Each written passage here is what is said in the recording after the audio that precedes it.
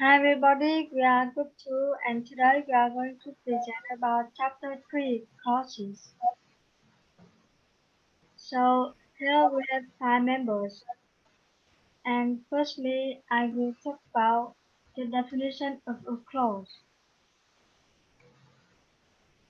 So as you know, a clause is a sentence-like structure in that we can analyze in the same way as a full sentence and it has subject, verb, object, noun and other things. However, it must at least contain verb. So you can see that reading novels is the direct object of the verb. It completes the meaning of the verb. Also, clauses can function as the subject of a sentence. For example, reading is fun. Reading novels is fun. Reading novels in the bed is fun. And here you can see that the direct object clause or the direct object phrases. And I have two figures. In figure 4.2, reading is called a clause. And wherever we have a verb phrase, we have a clause. So you can see what is the structure of the sentences. Hello, my name is Tâm and I will continue the part of Lam Jiang. The clause reading contains only a phrase, but it can be expanded to include other constituents. Specifically, these are called subordinate clauses because they are smaller than the text as a whole. Next.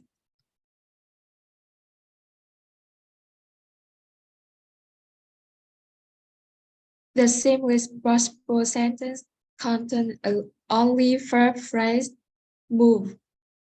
Like a clause, this can be expanded using the other constitution.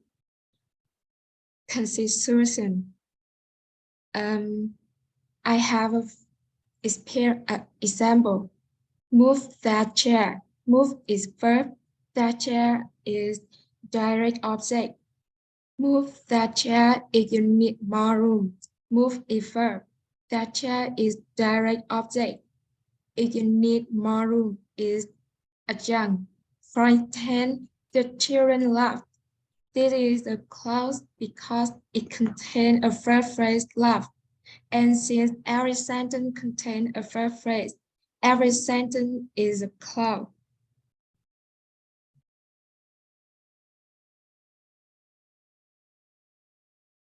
Hi everybody, I'm Daza, and I will talk about the subordination.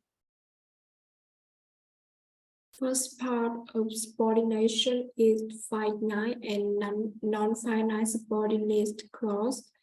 So I will go to the first is a finite clause. So what does this mean? A finite clause is a main clause or a subordinate clause that must have a verb to show tense, and the verb can be in the present tense or past tense. For example, the fishermen are mending their nets.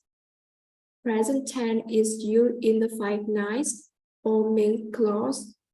An example is we ate at the restaurant last night. So part 10 you in the finite or main clause.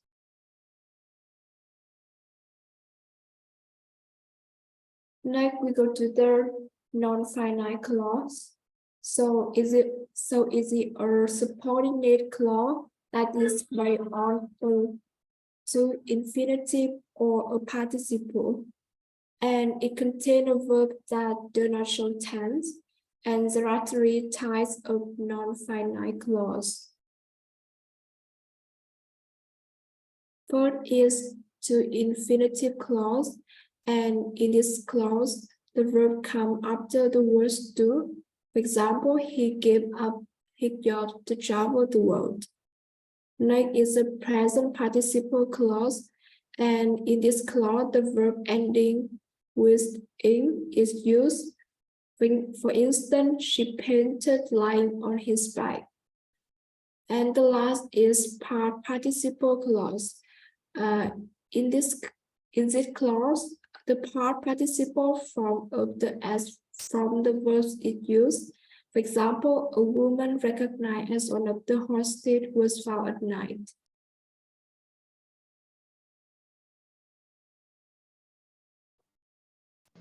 Hi everyone, I'm Yuki. I would like to present to you about adjunct clause. The first is definition. Adjunct clauses are subordinate clauses that function as adjunct in sentence structure. They can be finite or non-finite. Finite subordinate clauses are introduced by a subordinating conjunction. For example, although he is only 18, he was a very mature attitude. Um, this is the structure of adjunct clauses you can see on this screen. The next part is the meaning of adjunct clauses. We define three major types of adjunct meaning, like time, place, and manner. However, when clauses function as adjuncts, they can express a much wide range of meanings, and the main types of meaning expressed by adjunct clauses are shown here: purpose, result, reason, time, condition, and finally is concession.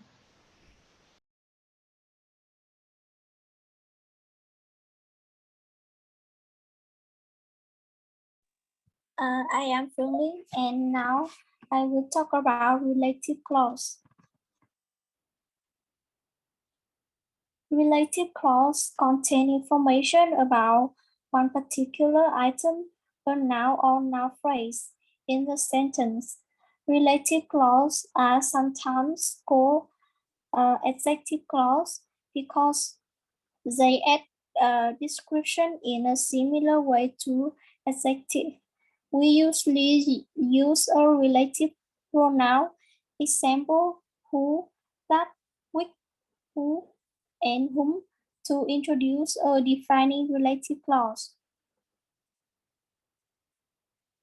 Relative clause function as a post modifier in noun phrases. Relative pronoun refers to the head of the noun phrase.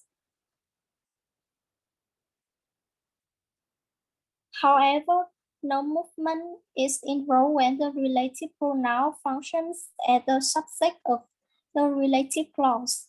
In some circumstances, the relative pronoun may be omitted, leaving a zero relative clause. In another variant, the relative pronoun is again omitted, and the verb has an ed, en form or an ing form. This yields reduced relative clause.